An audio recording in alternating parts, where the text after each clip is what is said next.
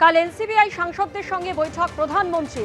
লোক কল্যাণ মার্গে এনসিপিআই সাংসদদের সঙ্গে প্রাতরাশ সারবেন প্রধানমন্ত্রী নরেন্দ্র মোদী। নয়াদিল্লির প্রতিনিধি বিজেন্দ্র সিংহ এই মুহূর্তে টেলিফোনে আমাদের সঙ্গে রয়েছেন। বিজেন্দ্র, এই বৈঠক নিয়ে কি জানতে পারছো? দেখো, যখন সংসদ চলে তখন প্রধানমন্ত্রী এমপিদের সঙ্গে দেখা করেন এবং এক একটা গ্রুপে ডাকা হয় তাদেরকে।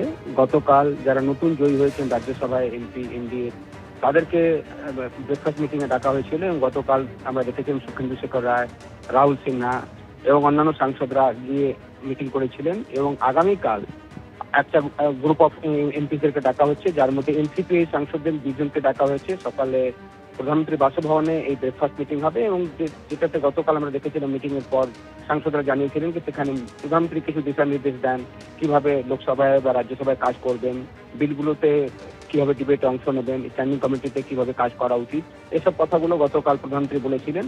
এখন আগামীকালও ব্রেকফাস্ট মিটিং রয়েছে যেখানে এনসিপি এই 2 সাংসদকে ডাকা হয়েছে এবং শিবসেনা থেকে যারা 6 জন এখন এনডিএতে এসছেন সেই সাংসদদেরকেও ডাকা হয়েছে এবং আরো কয়েকজন এনডিএ সাংসদ আগামীকাল এই ব্রেকফাস্ট মিটিং এ আমন্ত্রণ জানানো হয়েছে প্রধানমন্ত্রীর দপ্তর থেকে। তারা সকাল 8:30টায় পৌঁছে যাবেন এবং এই ব্রেকফাস্ট মিটিং এ দিশা নির্দেশ দেবেন প্রধানমন্ত্রী এই সাংসদদেরকে কিভাবে তারা বিলে অংশ নেবেন, বক্তব্য কিভাবে রাখবেন।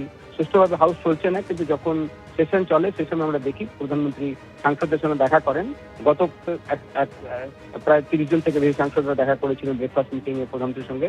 আগামীকাল আবার 30 জন থেকে বেশি সাংসদ যাবেন, যার মধ্যে 20 জন এনসিপি সাংসদদেরকে আমন্ত্রণ জানানো হয়েছে। ধন্যবাদ বিজেন্দ্র। প্রধানমন্ত্রীর পর মুখ্যমন্ত্রীর সঙ্গেও বৈঠক, কিন্তু তৃণমূলের বিদ্রোহী 20 জন এনসিপিআই সাংসদের ভবিষ্যৎ কি হবে তা নিয়ে ধোঁয়াশা থেকেই যাচ্ছে। পরের লোকসভা ভোটে কি বিজেপি তাদের দলের টিকিটে প্রার্থী করতে পারে এই 20 জনকে? আসন পুনর্বিন্যাস হয়ে গেলে তা কি আরো সহজ হবে?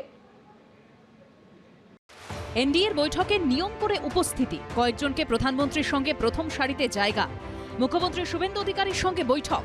কিন্তু তৃণমূলের বিদ্রোহী 20 জন এনসিপিআই সাংসদের ভবিষ্যৎ কি? ভবিষ্যতে কি বিজেপিতে মিশতে পারে এনসিপিআই? পরের লোকসভা ভোটে কি বিজেপি তাদের দলের টিকিটে প্রার্থী করতে পারে?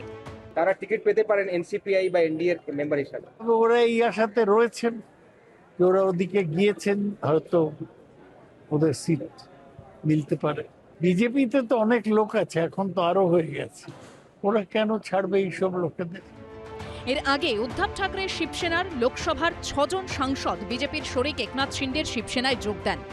6 সাংসদের শিন্ডে সেনায় যোগের সিদ্ধান্তে অনুমোদন দেন লোকসভা স্পিকার ওম বিড়লা। এর ফলে সংবিধানের 10ম তফসিলের দলত্যাগ বিরোধী আইনের অপব্যবহার হয়েছে বলে মামলা দায়ের হয়েছে সুপ্রিম কোর্টে।